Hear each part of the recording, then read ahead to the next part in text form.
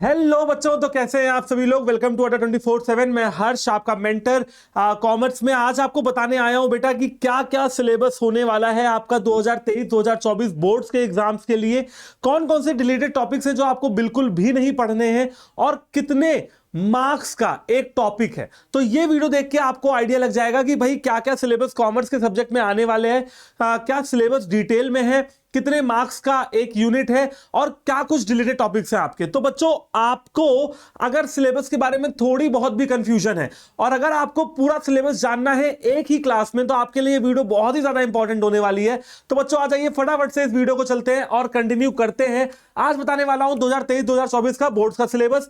सबसे पहले सिलेबस की बात करता हूं बेटा बिजनेस स्टडीज की।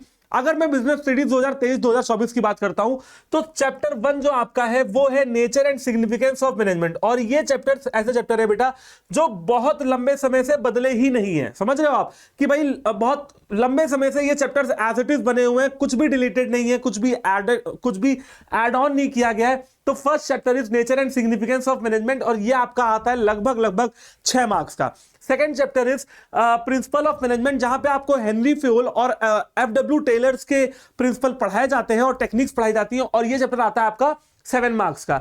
चैप्टर 3, और हाँ यहां पे चैप्टर 1 में भी कोई डिलीटेड टॉपिक नहीं है और चैप्टर 2 में भी कोई डिलीटेड टॉपिक नहीं है। नो डिलीटेड टॉपिक, आपको सब कुछ पढ़ना है जो आपकी एनसीईआरटी की किताब में दिया हुआ है। ओके जी, चैप्टर नंबर 3 पे आता है बिजनेस इन्वायरमेंट पे। बिजनेस इन्वायरमेंट में एक डिलेटेड टॉपिक है LPG policy 1991, new economic policy 1991, जिसमें आपको लिबरलाइजेशन, प्राइवेटाइजेशन और ग्लोबलाइजेशन के बारे में पढ़ाया जाता है। वो बेटा डिलीटेड हो चुका है यहां से और ये चैप्टर का वेटेज है 4 नंबर का, 4 मार्क्स का। ओके, अब आते हैं बेटा चैप्टर नंबर 4 पे। 4 चैप्टर का नाम है प्लानिंग। तो भाई चैप्टर नंबर 4 है प्लानिंग, चैप्टर नंबर 5 है ऑर्गेनाइजिंग, चैप्टर नंबर 6 है स्टाफिंग एंड 7 है डायरेक्टिंग। इनमें कोई रिलेटेड टॉपिक नहीं है। ये सारे चैप्टर जैसे एनसीईआरटी में दिए हुए हैं आपको एज इट इज वैसे ही पढ़ लेने हैं, कोई भी डिलीटेड टॉपिक नहीं है इन चारों ही चैप्टर्स में। अच्छा, अगर मार्क्स की बात करते हैं तो प्लानिंग आ रहा है 6 नंबर का और ऑर्गेनाइजिंग आ रहा है 8 नंबर का, स्टाफिंग आ रहा है 7 मार्क्स का और डायरेक्टिंग आ रहा है बेटा 8 मार्क्स का। आप चाहे तो इसका स्क्रीनशॉट भी ले लीजिए, ये आपके चैप्टर्स लिखे हो और वो इनके मार्क्स अलॉटेड लिखे हुए हैं। ओके जी, अब आते हैं बेटा नेक्स्ट चैप्टर पे जो कि है चैप्टर नंबर 8, जहां पे बात करते हैं कंट्रोलिंग की। तो कंट्रोलिंग आता है बेटा 4 मार्क्स का और यहां पे भी एक डिलीटेड टॉपिक अपने को देखने को मिलता है। इंपॉर्टेंट है, सीयूईटी में आता है परंतु बोर्ड्स में नहीं आता है। टॉपिक का नाम है टेक्निक्स ऑफ कंट्रोलिंग। ये इन्होंने डिलीट कर दिया सीबीएसई बोर्ड की तरफ से, तो ये आपका डिलीटेड टॉपिक है चैप्टर नंबर 8 से। चैप्टर नंबर 9 की बात करते हैं फाइनेंशियल मैनेजमेंट की, तो यहां पे भी कोई डिलीटेड टॉपिक नहीं है, नो डिलीटेड टॉपिक। और 8 मार्क्स का ये चैप्टर बन के आता है फाइनेंशियल मैनेजमेंट। अगर मैं फाइनेंशियल मार्केट की बात करता हूं तो ये आता है बेटा 7 नंबर का, 7 मार्क्स का। और डिलीटेड टॉपिक की बात करता हूं तो यहां पे भी एक डिलीटेड टॉपिक आपको दिख रहा है, इंस्ट्रूमेंट्स ऑफ मनी मार्केट। देखिए, मनी मार्केट एक तरह का फाइनेंशियल मार्केट होता है जहां पे हम पैसे इन्वेस्ट करते हैं। तो बेटा मनी मार्केट के जो इंस्ट्रूमेंट्स हैं जैसे call money, certificate of deposits, treasury bill, ये सारे अब सिलेबस में नहीं रह गए। Methods of flotation in the primary market जैसे ऑफर थ्रू प्रोस्पेक्टस और ये सारे जो मेथड्स हैं ये भी अब सीबीएसई बोर्ड में नहीं आ रहे हैं। तो इस चैप्टर से 2 चीजें डिलीटेड है और ये चैप्टर 7 मार्क्स का वेटेज रखता है। चैप्टर नंबर 11 की बात करते हैं। यहां पे बात कर रहे हैं मार्केटिंग की और यहां पे कोई डिलीटेड टॉपिक नहीं है। आपको मार्केटिंग मिक्स पढ़ना है, मार्केटिंग की फिलॉसफीज पढ़नी है और मार्केटिंग के फंक्शन पढ़ने हैं। टोटल वेटेज इस चैप्टर का आता है 11 मार्क्स, जो कि अभी तक के चैप्टर्स में सबसे ज्यादा है। ओके जी, मतलब आपको इस पे थोड़ी ज्यादा फोकस करनी पड़ेगी। चैप्टर 12 आता है बेटा कंज्यूमर प्रोटेक्शन और यहां पे हम लोग कंज्यूमर प्रोटेक्शन एक्ट 1986 के बारे में पढ़ते हैं। सीयूईटी में कंज्यूमर प्रोटेक्शन एक्ट 2019 के बारे में पढ़ते हैं, परंतु यहां पे भी कोई रिलेटेड टॉपिक नहीं है। आपको जो दिया हुआ है एनसीईआरटी में वो पढ़ना पड़ेगा। और ये चैप्टर आता है बेटा 4 मार्क्स का, थोड़ा कम वेटेज का है, बट ऐसा नहीं है कि इंपॉर्टेंट नहीं।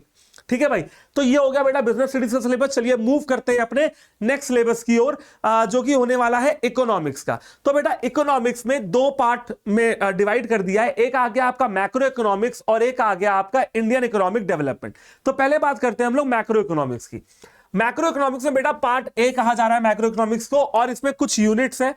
यूनिट नंबर 1 है, 2, 3, 4, 5, ठीक है। और बेटा national income and related aggregates. अब ये यूनिट है, इनमें अलग अलग चैप्टर्स भी डिवाइडेड है। अगर मैं national income and related aggregates की बात करता हूं तो ये मार्क्स का टोटल आता है 10।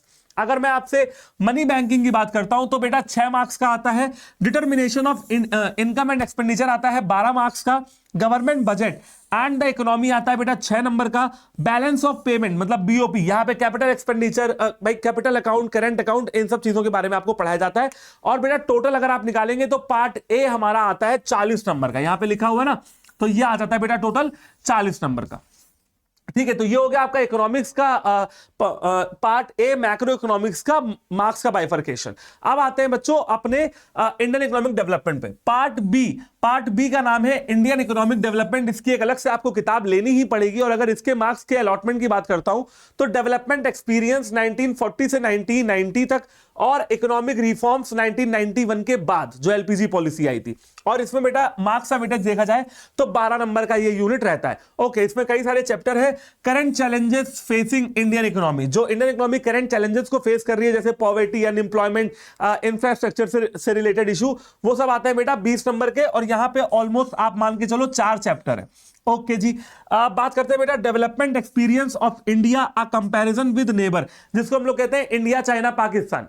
तो इंडिया, चाइना, पाकिस्तान नेबर, जो नेबरिंग कंट्रीज हैं, उनका डेवलपमेंट एक्सपीरियंस क्या रहा इतने सालों में, किस कंट्री ने ज्यादा डेवलपमेंट किया, किस कंट्री ने कम डेवलपमेंट किया। आपको कंपैरिजन पढ़ना है तीनों ही कंट्रीज का। कहीं पे आपको चाइना अव्वल दिखेगी, कहीं पे आपको इंडिया अव्वल दिखेगी, कहीं पे आपको कुछ कुछ एरियाज में आपको पाकिस्तान में भी लगेगा कि हाँ डेवलपमेंट अच्छे से हो रहा है। तो वो सारी चीजें बेटा। और यहां पे मार्क्स अलॉटमेंट होता है 8 नंबर का, तो 12, 20 और ये 8 टोटल बनता है 40। तो भाई इंडियन इकोनॉमिक डेवलपमेंट भी उतना ही इंपॉर्टेंट है और मैक्रो इकोनॉमिक्स भी उतना ही इंपॉर्टेंट है। 40 नंबर टोटल 80 मार्क्स का आपका आता है पूरा पेपर। अच्छा, 20 नंबर के तीनों ही सब्जेक्ट्स में क्या निकल के आता है, प्रैक्टिकल या वाइवा निकल के आता है। और 80 नंबर का पेपर आपका आता है सब्जेक्टिव और ऑब्जेक्टिव। ठीक है, तो बेटा यहां पे अगर मैं थ्योरेटिकल टॉपिक्स की बात करूं तो इंडियन इकोनॉमिक डेवलपमेंट पूरा ही थ्योरेटिकल है, लगभग मान के चलिए 99%। फिर आते हैं बेटा नेशनल इनकम, एक जो है न्यूमेरिकल का टॉपिक है। यहां पे आपको नेशनल इनकम निकालनी पड़ती है अलग अलग मेथड से, जैसे expenditure method, income method and value added method. Money banking, determination of income and expenditure, almost ये सारे ही टॉपिक थ्योरेटिकल है। बीच बीच में कुछ न्यूमेरिकल मल्टीप्लायर वगैरह के आपको देखने के लिए मिल जाते हैं यहाँ पे, है ना। बिजनेस स्टडीज आप जानते हो पूरा थ्योरेटिकल है। तो ये हो गया इकोनॉमिक्स का। अब बेटा बात करते हैं आपके अकाउंटेंसी के सिलेबस की 2023-2024 से रिलेटेड। ठीक है, चलिए देखते हैं। सबसे पहले आता है बेटा आपकी कुल मिला के अगर देखा जाए, अगर किताबों में डिस्ट्रीब्यूट कर दिया जाए तो भाई 3 किताबें निकल के आती हैं। लेकिन अब क्योंकि इन्होंने कुछ सिलेबस कम कर दिया तो 2 ही किताबों में सिमटा दिया जाता है। सबसे पहले आता है बेटा अकाउंटिंग फॉर पार्टनरशिप फर्म। यहां पे अकाउंटिंग की जाती है पार्टनरशिप फर्म्स के लिए, जो लोग पार्टनरशिप कर रहे हैं उनकी अकाउंटिंग के तरीके यहां पे सिखाए जाते हैं। ये बेटा टोटल 36 मार्क्स का निकल के आता है आपके सामने। एंड जो अगर टॉपिक्स की बात की जाए, मतलब ये पूरा पार्ट 36 मार्क्स का है ना। Fundamentals of partnership, changes in profit sharing ratio, admission, retirement, death, dissolution, तो ये सारे ही टॉपिक्स आपको यहां पे मिल जाते हैं। 36 नंबर का आता है। फिर आते हैं बेटा सेकंड यूनिट की तरफ, जो कि है अकाउंटिंग फॉर कंपनीज, मतलब कंपनीज अकाउंट। यहां पे आपको शेयर्स एंड डिवेंचर पढ़ना है और ये निकल के आता है बेटा 24 नंबर का। 2 चैप्टर 24 नंबर के, तो बेटा 36 और 24 ये आपका निकल के आ गया 60 नंबर का। तो 60 नंबर का तो बेटा ये आ रहा है आपका accounting for companies and partnership account 60 number का। इसका मतलब कि बाकी बचे हुए 20 नंबर कहां से आएंगे, बाकी बचे हुए 20 नंबर आएंगे यहां से।